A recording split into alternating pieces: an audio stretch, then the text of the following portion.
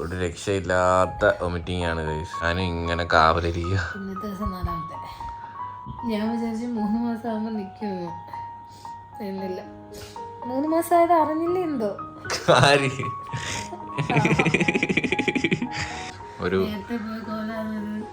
ഒരു നീണ്ട ഇടവേളയ്ക്ക് ശേഷം വൊമിറ്റ് ചെയ്ത് കേട്ടോ. ഒട്ടും വയ്യ.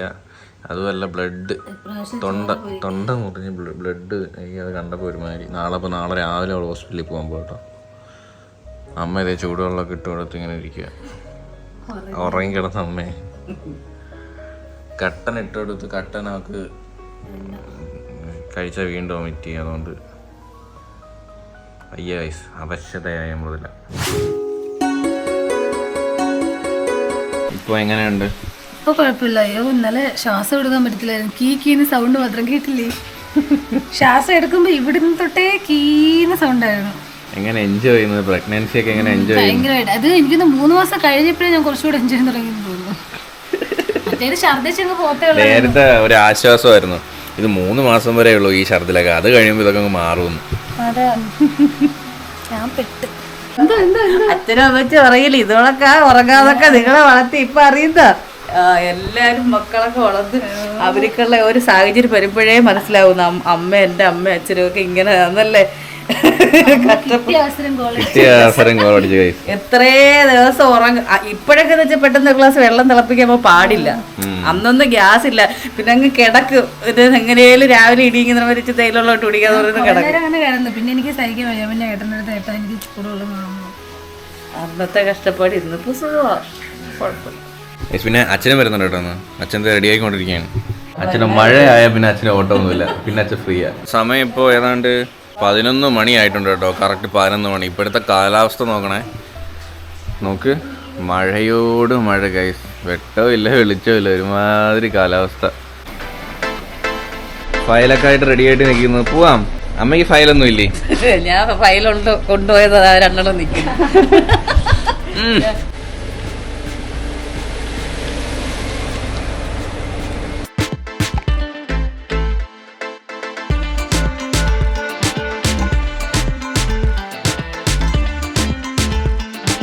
അമ്മക്ക് ഇതൊന്നും അറിയത്തില്ല ഗൈസ്, ഇതിനെ പറ്റിയൊന്നും.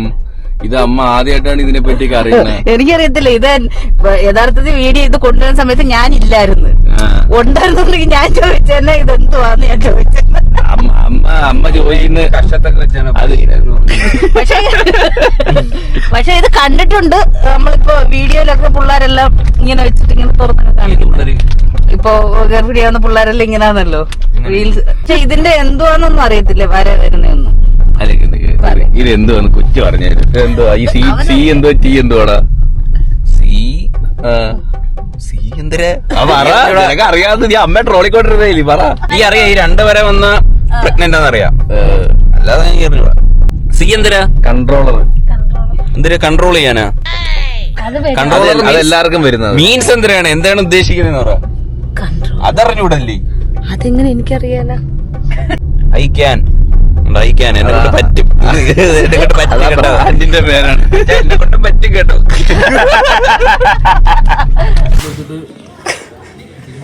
ഇവനെ തന്നെ നോക്കൂ. അപ്പൊ തള്ള പിടിച്ചങ്ങ് അമ്മമ്മ തള്ള പിടിച്ചങ്ങ് മാറ്റി കേട്ടോ.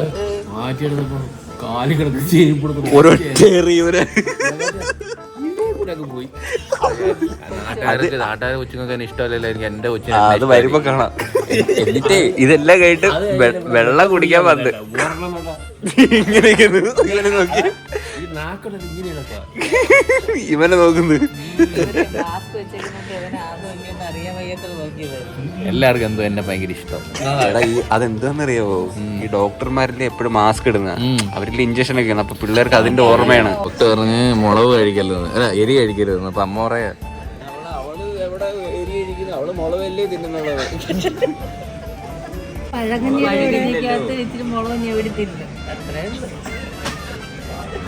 ഹേ ഗായ്സ്, അപ്പോൾ നമ്മള് ഫുഡൊക്കെ കഴിച്ചിട്ട് വന്നു കേട്ടോ. കുറേ നേരമായി ഗൈസ്, കുറേ നേരം ഇവിടെ വന്നിരിക്കുന്നു. അവൾക്ക് ക്ഷീണമുണ്ട്. ട്രിപ്പ് ഇടാൻ പറഞ്ഞു. അപ്പൊ അമ്മയും മൃദുലയും കൂടി ട്രിപ്പ് ഇടാൻ വേണ്ടി പോയി. നമ്മളിവിടെ പുറത്തേക്കാണ്. എങ്ങനെയുണ്ട് ഹോസ്പിറ്റൽ എക്സ്പീരിയൻസ്? നല്ല എക്സ്പീരിയൻസ് ആണ്. ഭയങ്കര നിനക്കല്ലേ എക്സ്പീരിയൻസ് താമസമാണ്. രോഗിക്കല്ല, രോഗിയുടെ കൂടെ വരുന്ന ആൾക്കാർക്കായിട്ട് ഭയങ്കര താമസം. ബോറടി.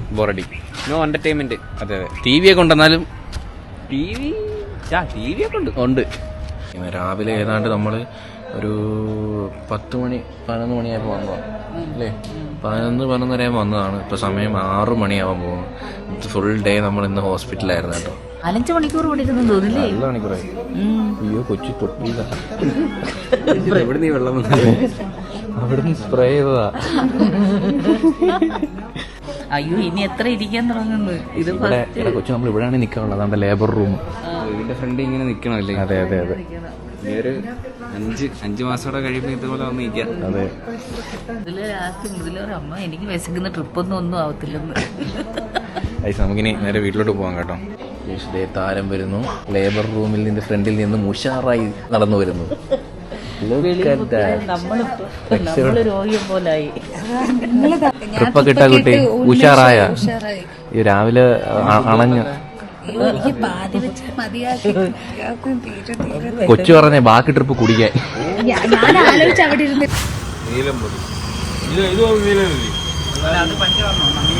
പഞ്ചവർണ്ണോ? വയസ്സ് എന്തൊക്കെ പേരാണ്. ഇതാണ് പഞ്ചവർണ്ണ മാങ്ങ.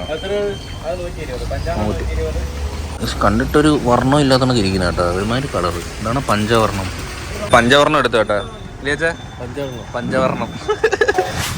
ഗായ്സ്, അങ്ങനെ നമ്മളിത് വീട്ടിലെത്തിയിട്ടുണ്ട് സുഹൃത്തുക്കളെ. അപ്പൊ എന്തോ രാത്രി ഇനി ഫുഡിന് ഇനിയിപ്പോ കഞ്ഞി. മൃദുലേക്ക് കഞ്ഞിയൊക്കെ ഇഷ്ടം. ചൂടുവെള്ളം ഒഴിക്കുകയാണ് വാട്ടർ ബോട്ടിലില്.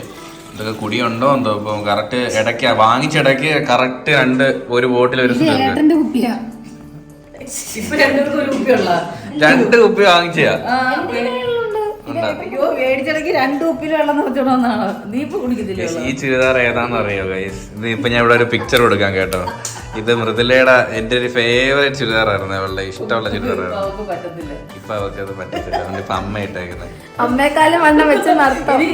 ഇനിയൊരു കാര്യമുണ്ട്. ഇനി അവളുടെ ഡ്രസ്സെല്ലാം ഞാൻ ഇടേണ്ടി വരും. ഞാനിപ്പോ അവളുടെ കൂടെ വണ്ണം വെക്കാൻ തീരുമാനിച്ചോളൂ. വണ്ണം വെക്കുന്നില്ല ഗൈസ്. എനിക്കിഷ്ടം ഈ മുഖം. ഇവിടെ കഞ്ഞി ഉണ്ടാക്കുകയാണ്. കൊച്ചു അച്ഛനും ദേ റൂമിലോട്ട് പോയി. ഞാനും പോയി ഒന്ന് ഫ്രഷ് ആയിട്ട് വരാൻ കഴിച്ചു. ഡ്രസ്സൊക്കെ മാറ്റിയിട്ട് രാവിലെ ഹോസ്പിറ്റലിൽ നിൽക്കുന്ന അതേ കോലമാണ്.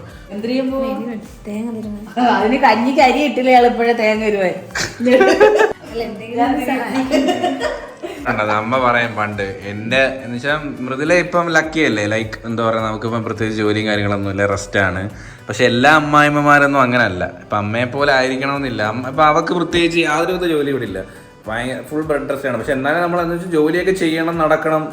അത്യാവശ്യം അവളെ അരിയേം ശരത്തിലുള്ളതുകൊണ്ടാ അരിയേം പറക്കി അങ്ങനെ അവളൊക്കെ പറ്റുന്ന രീതിയിൽ എന്തെങ്കിലുമൊക്കെ ചെയ്യും. പക്ഷെ ചെയ്തില്ലെങ്കിലും എനിക്ക് കുഴപ്പമൊന്നുമില്ല. ഇപ്പം അവള് വരുന്നതിന് മുമ്പായിരുന്നു ഞാനല്ലേ എല്ലാം ചെയ്തുകൊണ്ടിരിക്കുന്നത്. ഇപ്പൊ അവളുണ്ടെന്ന് പറഞ്ഞിട്ട് ഇപ്പൊ എനിക്ക് ബന്ധന. പക്ഷെ അമ്മയുടെ അമ്മായിമ്മ എങ്ങനെയായിരുന്നു അതൊന്നും പറയട്ടെ. എന്റെ അറിയാത്തവർക്കൊക്കെ അറിയാം.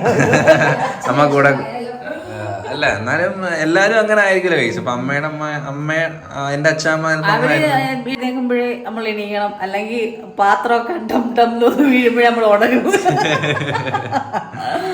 പിന്നെ ചിലപ്പോ നമ്മള് കൊച്ചിനൊക്കെ പാൽ കൊടുത്തോണ്ടൊക്കെ കിടക്കുന്ന രാത്രിയിലൊക്കെ ചിലപ്പോ എനിക്ക് നമ്മളെ സാഹചര്യം എനിക്കറിയാലോ. അതുകൊണ്ട് ആ ഒരു രീതിയിലൊന്നും ഞാൻ മൃദുലെ അങ്ങോട്ട് വിടത്തില്ല. കാര്യം എന്ന് വെച്ചാല് ചിലപ്പോ നമ്മള് ഉച്ചയ്ക്ക് ഇങ്ങനെ കിടക്കുമ്പോ കൊച്ചിനൊക്കെ പാൽ കൊടുത്ത് ഉറങ്ങിപ്പോ. ചിലപ്പോ രാത്രി കൊച്ചുങ്ങൾ കരച്ചിലൊക്കെ ആയിരിക്കും. അതൊന്നും ഇഷ്ടമല്ല അവർക്ക് ഭയങ്കര ഇതാ.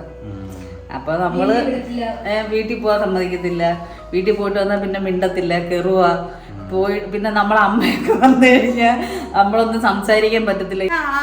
അങ്ങനെ നമ്മൾ കുറെ കാര്യങ്ങൾ ഇപ്പോഴും മറക്കാത്ത എന്റെ അമ്മായിമ്മ ചെയ്ത കാര്യങ്ങളൊക്കെ മകളെ മനസ്സിലാക്കി. അങ്ങനെയുള്ള ഒരുപാട് പേരുണ്ട്. അതുപോലെ ഞാൻ ചിന്തിച്ചൊരു കാര്യമാണ്, എന്റെ വീട്ടിൽ വരുന്ന കൊച്ചുങ്ങൾക്ക് എന്നെ കൊണ്ട് നമ്മളെ കൊണ്ട് ഒക്കുന്ന കണക്ക് ചെയ്തു കൊടുക്കും. അച്ഛന്റെ അമ്മയെ പറ്റി അമ്മ കുറ്റം പറഞ്ഞത് എന്ന് പറഞ്ഞാൽ നമ്മള് പ്രഗ്നൻസ് ആയിട്ടുള്ള ആൾക്കാർക്ക് നമ്മൾ പരിഗണന കൊടുക്കണമല്ലോ. വീട്ടിൽ അമ്മായി അപ്പൊ അമ്മയ്ക്ക് ഉണ്ടായ വിഷമം പറഞ്ഞു. നല്ല മരുമക്കൾക്ക് സാധാരണയായിട്ട് അവർക്കൊരു പരിഗണന കൊടുക്കണം. എന്താ അതെ അതെ. അമ്മ പറഞ്ഞ അമ്മയുടെ വിഷമോ.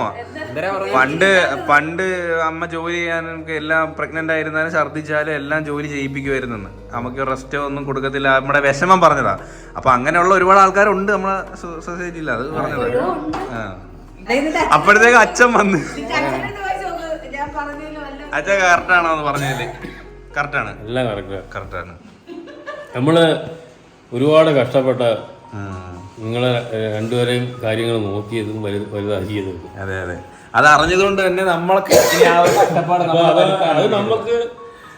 നമുക്ക് അനുഭവമുള്ളതുകൊണ്ട് നിങ്ങൾ ഒരിക്കലും അങ്ങനെയൊന്നും അതെ അതെ അതെ മുമ്പോട്ട് വിടൂല. അതെ. അതാണ് അതിന്റെ കാര്യം. പിന്നെ അന്നത്തെ കാലത്ത് അവരൊക്കെ അങ്ങനെയാണ്, പ്രായമുള്ളവരൊക്കെ. ഇപ്പോഴത്തെ ജനറേഷൻ അല്ലല്ലോ അന്നത്തെ. അതെ അതെ അതെ. അന്ന് ഈ പറയുന്നത് പ്രസവിച്ചു കഴിഞ്ഞ് ഒരാഴ്ച കഴിയുമ്പോൾ അവർ ജോലിക്ക് പോകും.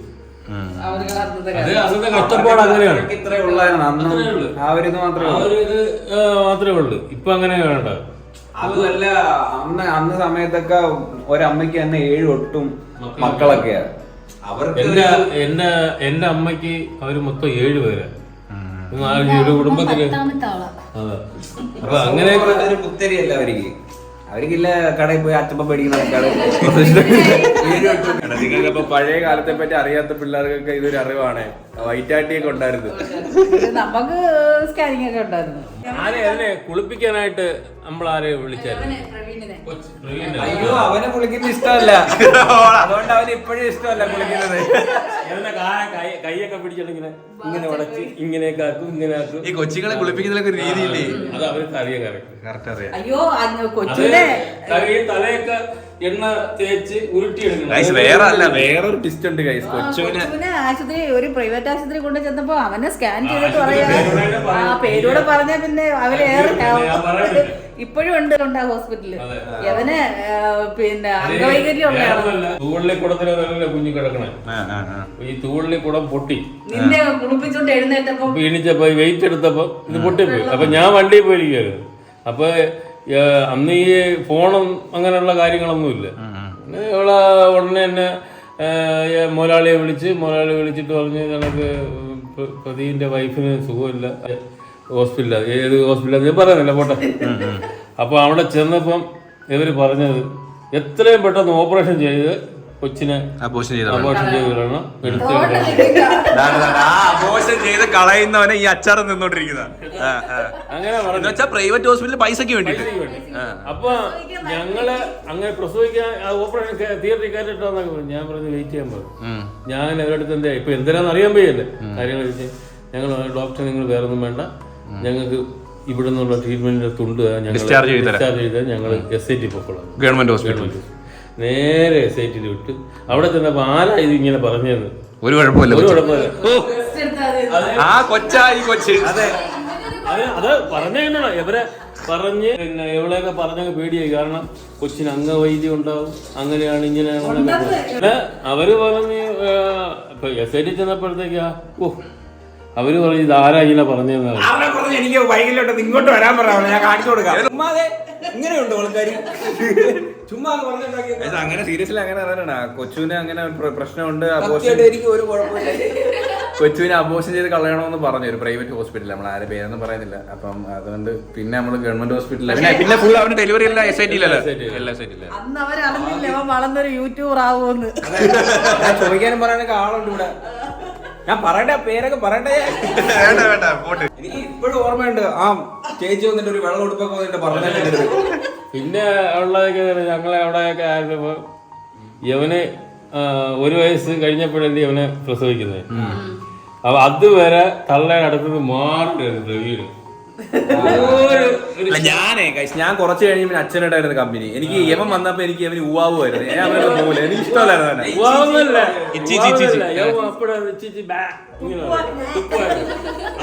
ഇഷ്ടമല്ലായിരുന്നു എനിക്ക് ഇപ്പോഴും തന്നെ നിന്നെ കാണുമ്പോ. എന്നിട്ട് പറയും എവളടുത്ത് അമ്മയടുത്തും പോകില്ല. പിന്നെ ഞാനുമായിട്ട് ഞാൻ എവിടെ പോണമെങ്കിലും ഞാൻ കൊണ്ടുപോകണം, കിടക്കണമെങ്കിലും ഉറക്കണമെങ്കിലും എല്ലാം.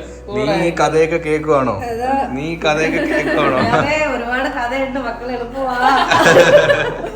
അപ്പൊ നമ്മളിത് കഞ്ഞി കുടിക്കാൻ വേണ്ടി പോകുന്നു. അപ്പൊ എല്ലാരും കഞ്ഞി കുടിച്ച് ഇനി വേറെ പരിപാടിയൊന്നുമില്ല. അപ്പൊ ഇനി അടുത്ത വീഡിയോയിൽ അടുത്തടുത്ത വിശേഷങ്ങളായിട്ട് വരാം. അപ്പം ഈ വീഡിയോ ഇത്രയുള്ള ഗൈസ്. അപ്പൊ ഹോപ്പ് ഗൈസ് എല്ലാവർക്കും ഈ വീഡിയോ ഇഷ്ടപ്പെട്ടെങ്കിൽ ലൈക്ക് ചെയ്യുക, ഷെയർ ചെയ്യുക, സബ്സ്ക്രൈബ് ചെയ്യുക. അപ്പൊ ഇനി ഇതിലുള്ള വെറൈറ്റി ബൈ.